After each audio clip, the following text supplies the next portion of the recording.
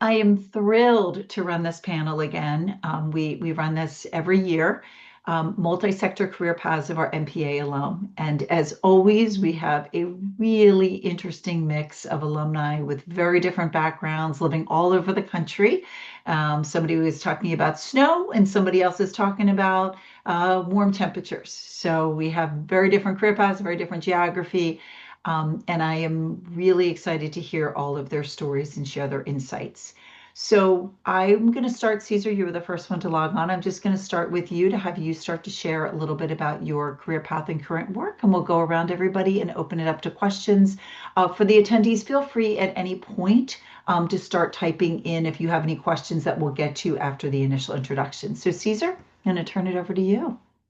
Yeah, good morning, everyone. My name is Cesar Villanueva. I live in Los Angeles and currently work for the city of Los Angeles. So a little bit of my background. I want to say I have about 10 years experience in government, not public sector work.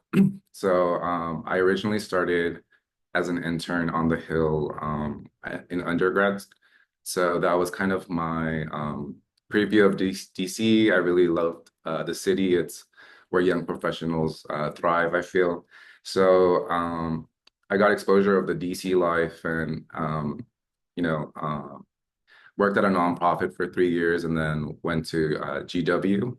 And during my time at GW, I was able to be a graduate research assistant at Trachtenberg. So that really was a helpful experience for me in my first year to navigate kind of, to have already an opportunity and a job and work with Denise and the team at Trachtenberg. So after that, I applied for, on USA Jobs for different types of opportunities and was able to get a Pathways internship in the Office of Management and Budget.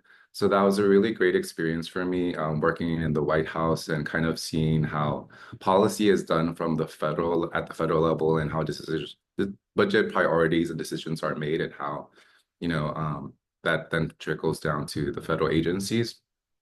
So I was working in the Education, Income Maintenance, and Labor Division. So they oversee Department of Education, Department of Labor, Social Security Administration, and a couple of other agencies. So during my time there, Denise and Catherine Newcomer, Professor Newcomer, would always encourage coffees and networking. So I was able to network with a Department of Labor colleague or through Catherine Newcomer's network. She was able to set up a coffee. And from there, I was able to kind of know what search terms to look for on USA Jobs when positions became available. So they told me, set up an alert for a workforce analyst, which was kind of like an entry position for new federal workers in Department of Labor. And yeah, so then I applied afterwards, and thankfully at the end of my internship, I was able to then go into Department of Labor, where I was there for 4 years, and that was really a great opportunity for me to learn a lot about workforce development and really develop the skills that I learned in Trachtenberg and program evaluation and program analysis and providing technical assistance to state governments on, legislation and what the policy that I was working under, the requirements were. So that experience was really valuable at the city level because the city of Los Angeles is a recipient of workforce dollars. And so I'm considered now an expert coming from Department of Labor at City, where I can really provide guidance to staff and even the mayor's office on WIOA, which is the legislation that I was working, Workforce Innovation and Opportunity Act. But I'll just pause there and talk a little bit more about my experience if there's questions later on. But really, just the networking aspect really helped me to go from one job to transition to different roles from providing research assistant to then working at a government agency. So I'll pause there. Fantastic. I love hearing that. Ashley, you are next to log on, so I'm going to go right to you. We're going from LA to Philadelphia. Hi, everybody. Nice to see you guys today. I'm Ashley Suler-Tobin, and I'm a nonprofit strategist and sort of project-based leader. What I do is I help organizations take their big ideas and turn them into doable plans. And I've had kind of an unusual career path, I think in a good way. I move back and forth between consulting and internal roles, depending on what a project or the nonprofit needs. Most of the time, I start by consulting with an organization to understand what they're going through, what they're thinking about, and map out the plan. If the work needs more hands-on leadership, because of budget or timing or team capacity, I'll join the organization temporarily to guide the implementation from the inside. But then when the project reaches a natural endpoint, and things are running pretty well, I'll transition out and go back to consulting, looking for the next interesting challenge. Most recently, I was the Standards for Excellence Director at the Pennsylvania Association of Nonprofit Organizations, which is a statewide, as it sounds like, association of nonprofits in Pennsylvania. And there I launched the new version of the Standards for Excellence. And we do that with a Pennsylvania lens. And so we reviewed all of those documents to make them Pennsylvania legal and get those launched for all the members. Really glad to be here today, and I'm excited to spend some time with you. Happy to answer any questions. Fantastic. Now we're going to go back to DC with Naomi. Good morning, everyone. I am Naomi Michaelis. I graduated in 2017. And I also started as a Hill intern. I loved politics. I decided when I was in eighth grade I was going to move to DC, and I made that happen. But I didn't last on the Hill long. I did my internships and said, you know what, I'm done. And I moved into nonprofits. I worked at a membership association for 8.5 years, where I was in government affairs, starting more as an admin and working my way up. I did work initially on federal and state and balanced both of them, worked on our PAC and our grassroots. I was the do everything person until after graduation, they had me focus more, and I started working on our budgeting work and followed that up by working with our state affiliates, who are our partners, where we handled things at a national level and guided them through the state level. And it was an amazing experience that I then translated into going into the federal government, where I've been for the past 5 years. I started at HRSA, the Health Resources and Services Administration. For anybody who doesn't know, it is a small agency in HHS, and they are really a agency meant for grants. And I worked in the Bureau of Health Workforce there. And it was an amazing time. I loved every moment of my job, but also did not love the burnout that came with it, because I became the person who knew all of the numbers in the BHW. And it was amazing to be able to take what I learned in classes at GW and translate it directly into practice. So I went from a looking at policy at membership associations and looking at it through the lens of advocating to the other side, where I was looking at how do I create it to make it a valuable program that actually will have an impact where it's needed. And I was there for about 2.5 years, and now I am at the CDC in the National Center for Health Statistics, where I continue to work on policy and budget. I also led our two advisory committees until we were no longer to hold advisory committee meetings. And now I just work with our different statistical programs and our surveys to help guide them to make sure that they are not stepping into holes that they shouldn't be and getting all of the help that they need in order to make sure that they have enough funding to progress. Happy to take any questions later. Fantastic. Ariane, we're going to go next over to you. Yes. Hi, everyone. My name is Arian, and I am based in Washington, D.C. I graduated from GW Trachtenberg School in 2023, and now I am an Operations and Risk Associate at Capital One with their legal department, basically managing a lot of the outside counsel relationships, any project management tasks, projects, and cyber-related issues. So, just to give you a bit of insight into my career path, I am originally from Boston, and I my career path was not linear at all. I started with local government. I thought I was going to go into local government, but decided to go into banking slash operations. And after graduating from Trachtenberg School, I really got into international development. I worked with USAID, specifically the Ukraine Security Energy Project, which was really interesting. I got to travel to Ukraine and do a lot of the translating work for other energy projects as well. And earlier this year, as you all may know, all the USA projects ended. So I decided to pivot back into banking and operations, hence why I'm with Capital One currently. So if you have any questions about pivoting and whatnot, happy to take them and chat more. Fantastic. We're going to go over to Joshua. Hey everyone, Josh Sorkin. Right now, I'm a senior manager in our Deloitte's org design and effectiveness practice. So I do a lot of thinking about how companies in both the public and private sectors organize, operate, and behave differently. I often joke that my career trajectory was a little bit of a comedy of errors of how I got here and how I got into consulting originally. When I was at Trachtenberg, I was actually a part-time student working at the IMF. So I wanted to be in international development, had a job in international development working on technical assistance programs. I was super bored at my job and I never wanted to become an economist, mainly because as much as of the economics courses I got in Trachtenberg, it wasn't my jam. Although all my bosses at the IMF were like, "When are you going to become a PhD economist?" And I was like, "Never."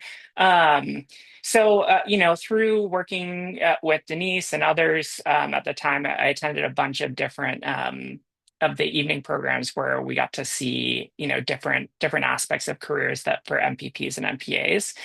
Got very interested in consulting, especially because of some changes that were going on at the IMF at the time. I got to work on some really cool stuff there, by the way. I'm not hitting on the IMF. I got to work on Europe during the Euro crisis, help Sudan stand up their currency systems. South Sudan, rather, when they were becoming a new country. So pretty cool stuff. But got very interested in making workplaces better for people that worked there. The capstone project that I did kind of cemented that for me. Ended up working, once I graduated, I was like, okay, I'm going to apply for jobs now outside of the IMF now that I have my degree. Ended up at a small human capital consulting firm. Learned a lot, worked with a lot of different public sector organizations. Culture wasn't right for me. Then moved to a strategy firm in DC, which I loved for a while, and kind of fell into the line of work that I was in now, which is org design. Did a project that was not related to that, didn't love that, and then ended up becoming the person that did that there. And then as my partner was getting a new job, that's what actually ended up moving me to LA and eventually to Deloitte. I was kind of at a precipice where I was like, hey, I don't know if this consulting thing's for me. I don't really want to sell things to people. And turns out it's not actually as bad as I thought it would be. And I ended up finding a consulting firm that I really like the culture of, and I get to kind of stick with the areas of work that I do. So that's what I do now.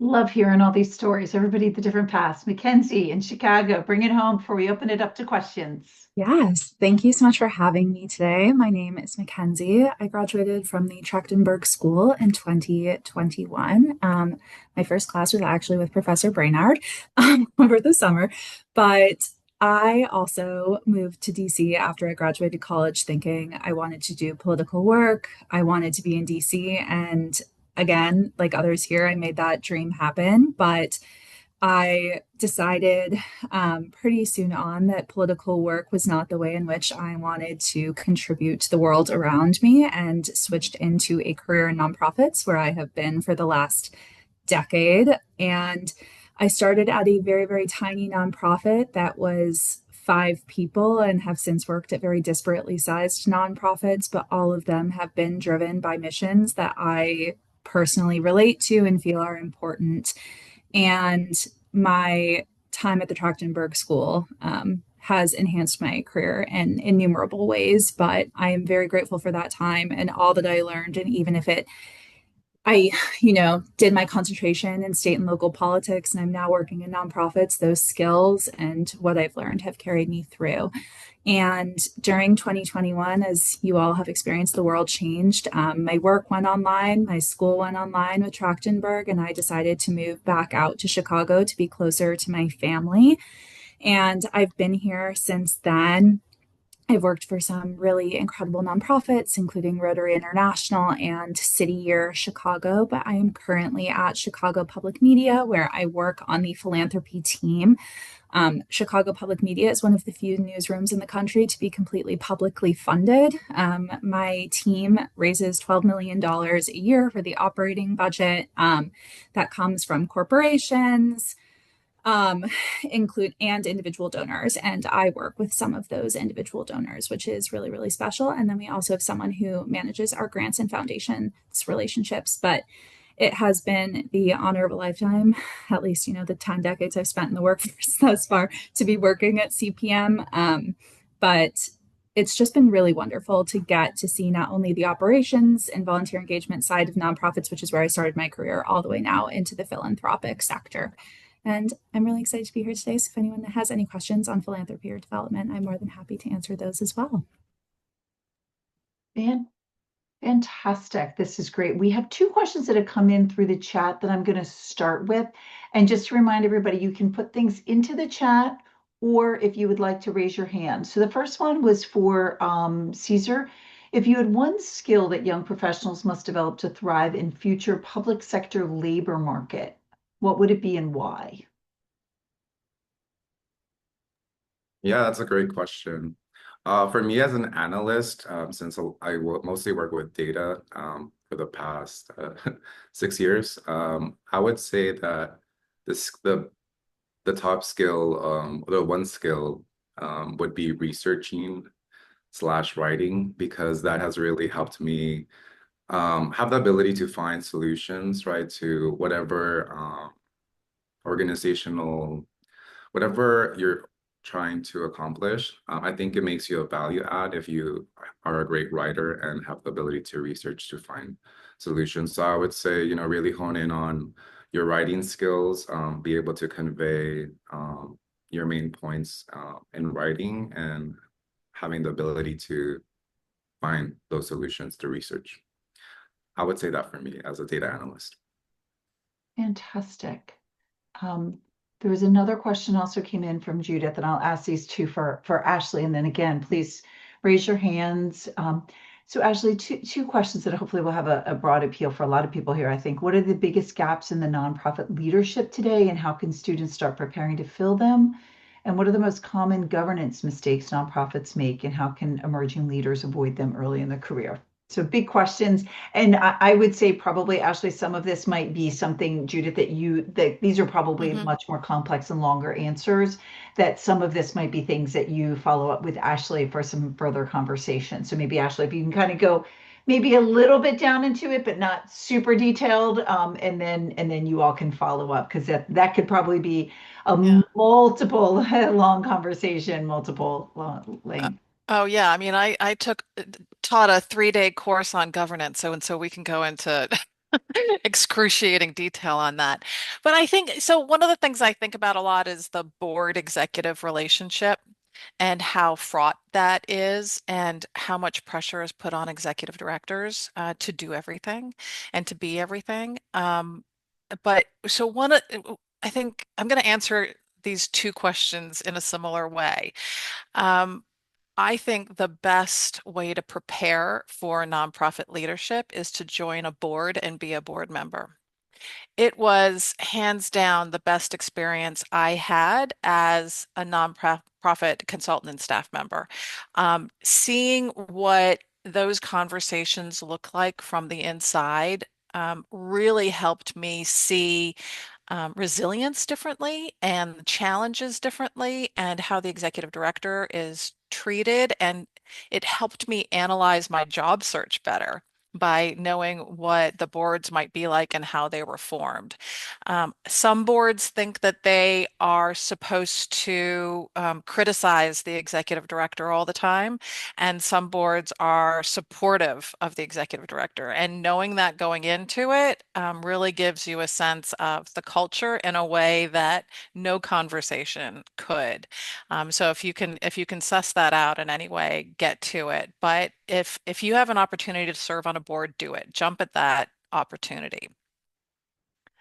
How's that, Denise? Good enough? It is. And it looks like we got another question in there from Mackenzie. Ooh, that's interesting. In this age of social media, what storytelling techniques are most effective in mobilizing communities around public media initiatives? And again, I would love to see, these questions are great, Judith. I would love to see, we have a lot of people on this panel, a lot of people attending today. I would love to see more hands and other questions from all the attendees. So, Mackenzie. Yeah, thank you so much for your question. Before I answer this, I also want to give a very large shout out to Chicago Public Media's membership team, who does a lot of our social media work and storytelling to our larger donor base. A lot of the work that the individual philanthropy officers do is surrounding personal relationships with our donors, but we work very closely with our membership team in collaboration to figure out what stories are resonating most with our donors, for instance, and then how we can transfer those into the larger space to recruit new members, whether that's for the Chicago Sun-Times brand or the WBEZ brand, because very interestingly, both are under the CPM umbrella, and those audiences are very different. The people who tune in to WBEZ and NPR are absolutely not the same people who are reading the Sun-Times, and that makes it very interesting. And you really do have to strategize around storytelling techniques as it relates to initiatives surrounding fundraising for public media. So my answer is that it's a lot of teamwork and trying out what works, but it's also making sure that you are catering to your audiences, and that is an especially difficult thing to work through when you have two very different audiences as well, and then how to bring those audiences into the other brand. But I'm happy to talk a little bit more about that as well. I just don't want to take up too much time. Fantastic. These are wonderful questions, Judith. I would love to see some other questions from people. We've got a full house here of students and alumni. This is your chance to ask really great questions. There, Mary. Fantastic.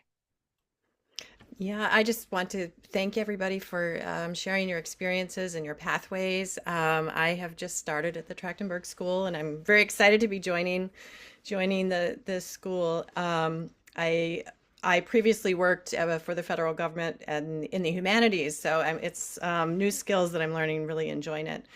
I guess I had a question for Mackenzie specifically, and anyone else who might have something to add, is in terms of moving into philanthropy and fundraising, were there particular pathways to do that? I'm coming from my own perspective of not having a lot of fundraising experience, but having a lot of grant experience, and I'm just curious to know more about how you found your way there.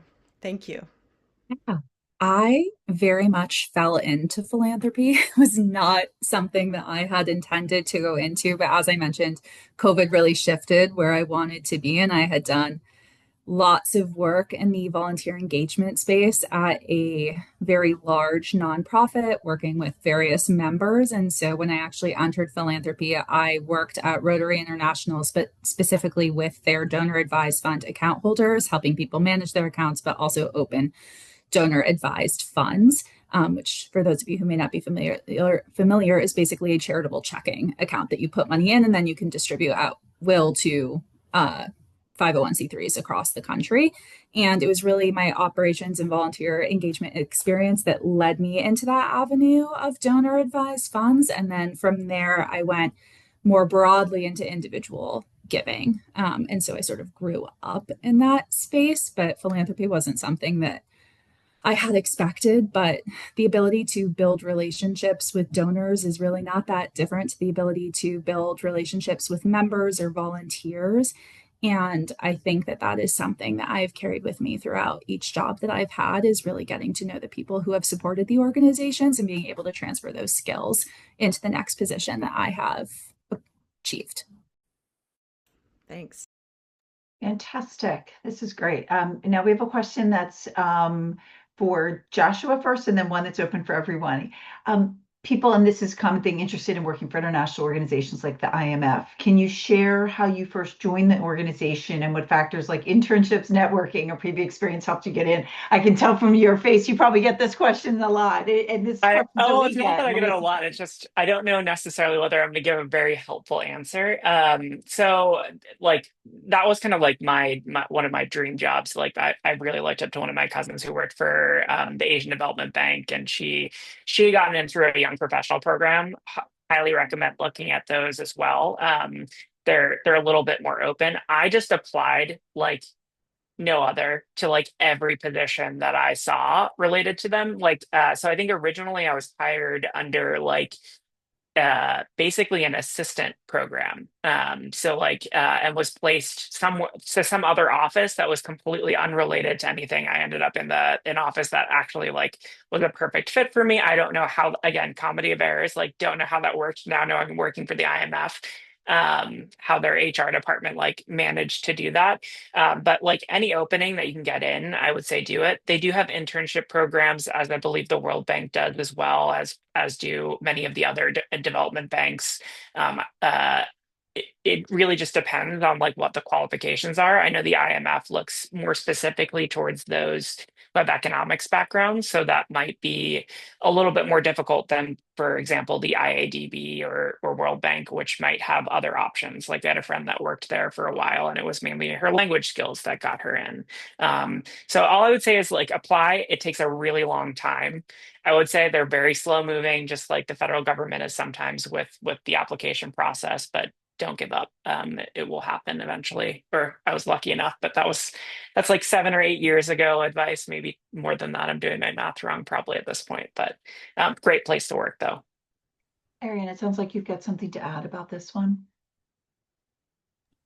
Yes, and I agree with Joshua. And coming from an international development experience as well, language skills is definitely an aspect that a lot of organizations, organizations look for. They also need a lot of operations and finance support. So if you're interested in that, they tend to have positions open for under operations or finance. So that's another way to get yourself in the door. Fantastic. And just to add one thing to this, if you're looking at international organizations, particularly the World Bank, pay attention to something that just came out about news from them, and that they are eliminating the short-term consultancy, the STC positions. That's going to dramatically impact opportunities to get into the bank and what things are like in the bank. So feel free to connect with Melissa and I if you have questions regarding that. Couple other bigger questions. These are all really great questions. So some of you have made some big career changes or in jobs you not plan to go into. At what point did you realize that you had a different calling, and what steps did you take to navigate that change? For the sake of time, I would love to combine the other question that came in.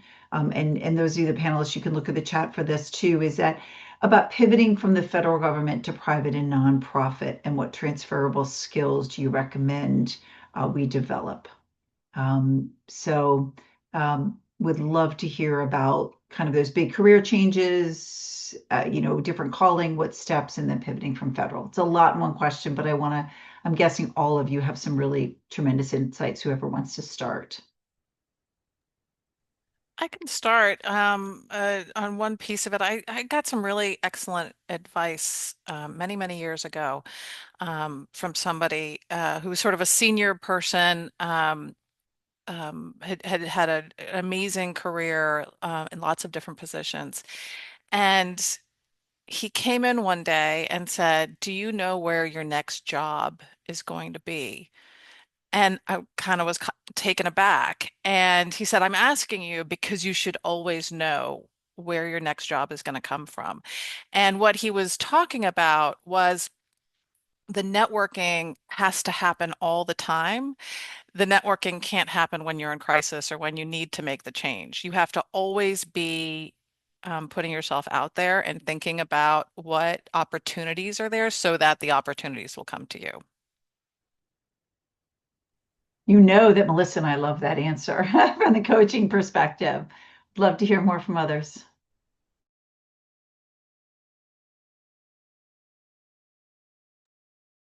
I can tell you from the transition from nonprofit to federal government, and now I'm looking at going back to nonprofit. A big skill that I thought was really important in all of this is my ability to ask questions. It's being really open when you are talking to anybody. Ask a question because you get noticed that way, for one thing. And also, it helps you learn by asking the questions for the people you're interviewing with, whether it's through a networking or a formal interview, you get to learn more about them and what the job is about. I picked up everything that I learned when I moved into the federal government because I didn't let myself just sit there and sit back. It was, I sat in the meetings and I asked every question that I thought I needed to ask, and I picked up everything very quickly as a result. So the faster you can pick up things, you can use that as a transferable skills wherever you go. Love to hear other thoughts on this. I have one very quick one, which is sort of back to Naomi's point about asking questions. I very commonly refer to myself as a sponge, whether that's asking questions or just listening to those around me. I've had the opportunity to work at nonprofits that have finance teams, that have in-house lawyers, that have membership teams, that have scientific journals that they produce. And I think the ability to learn from those around me, not only in the specific space that I am in, whether at the time that was operations and volunteer engagement, or now more on the philanthropy side, knowing how your organization works at every facet that you can ask people questions on without them, having to tell you things that they are not allowed to tell you, I think is an invaluable skill in the nonprofit space, especially, and really when you're in larger organizations as well. And that, maybe a donor asking you about the financial status of your organization, and you can actually tell them that because you've listened in on calls that the CFO has had with all staff or things like that. And so I believe that is probably my biggest suggestion, is just being a sponge in every possible way that you can. And you can probably come up for a better word than sponge, but that's just my go-to. Who else? Other thoughts on this? Great, Caesar. Yeah, I'll just add that I think any experience is transferable skills. You just have to kind of make it match to the job that you're applying for. So for me, I kind of always knew that I wanted to be in workforce development. So I stuck to applying to those type of jobs. So I have a specialized like experience in workforce. Um, but yeah, I would just say sell yourself, sell whatever experience that you have to the job that you're applying for. And yeah, I'll just leave it at that. I think Yep, great. I think on my side is also the communication aspect, and like Mackenzie said, being a sponge. And there's no such thing as being an over communicator. It's just the ability to make sure that you're on the same page as your team. The ability to really be open to collaboration is seen in all organizations, to be honest. But specifically from the Trash and Burn School, there's two aspects from the curriculum that helped me and all my professional experience. One has been the program evaluation course, as well as the budgeting course, specifically the budgeting course and all of my work experiences. So if you take that class, which I think it's a requirement, you will apply those lessons into your workplace eventually. So that's one thing that I would like to share. Fantastic. I want to add to the person talking about the pivoting, just as a reminder, we ran some panels about that or in the I guess it was in the spring semester. Yeah, in the spring semester. I'm going to drop the video chat in there where we're talking specifically about pivoting from the federal government. And just to let everybody know, we're going to be running a series of panels in the spring, basically kind of, I haven't found out the title, but kind of like where the jobs are and talking about people pivoting from different sectors. So please stay tuned for that. We're going to do one more question before I open up in breakout rooms. And this is a great question to kind of wrap it up with. So when you were at GW, because I get this all the time, how do you balance looking for an internship and job that was aligned with your goals? And I would also add in working for some of you who while we're working, while still taking advantage of all the opportunities that are available. How did you balance all of that? I'll dive in. I went to GW part-time, worked full-time. Uh, Balancing was hard. There's no question about it. It is hard, but you're going to GW for a reason. You're trying to get this degree. Take every advantage you possibly can to attend and be present when you're in classes and when you're able to attend the activities. The relationships that you build while there will help you as you move forward with your career, and you will learn more in each session that you go to on how to find that next job and next internship. I will say, I still talk to the group of people that I worked with in my first class with Dr. Brainerd. We still reach out to each other all the time and keep in touch. These relationships are going to be some of the best ones you have. You are in the weeds together and you will never forget each other.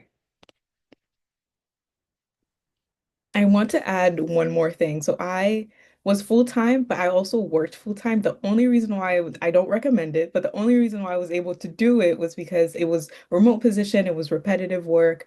And one thing that really helped me was to stay active. A lot of people tend to not talk about that, but when you go to grad school, it's intense. You're a professional, you're in the workforce, you're looking for a new position. Make sure you stay active, go for a run, go for a walk. It really helped my energy levels in order for me to be focused enough to network, be focused enough to attend the sessions organized by the career services. So just wanted to add that part as well. Your health is important.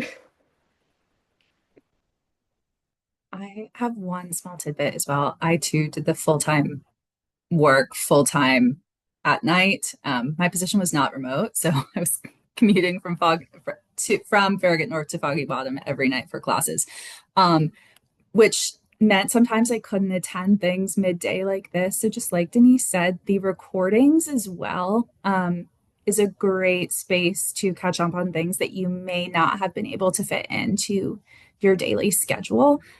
So just don't let those pass you by as well. It's really great to be attending things in person. I made it to every single one that I could, but sometimes my schedule just couldn't allow that. So do also make use of the online resources that you have and recordings of sessions that you may have wanted to attend but couldn't. Any other last comments? I'll say like set manageable goals for yourself. I think that's what I did. I 100% like find your people. I think that like held me accountable to like going to things, especially when I was like, even though I was not commuting because IMF was like right on campus, so it was like not really an excuse.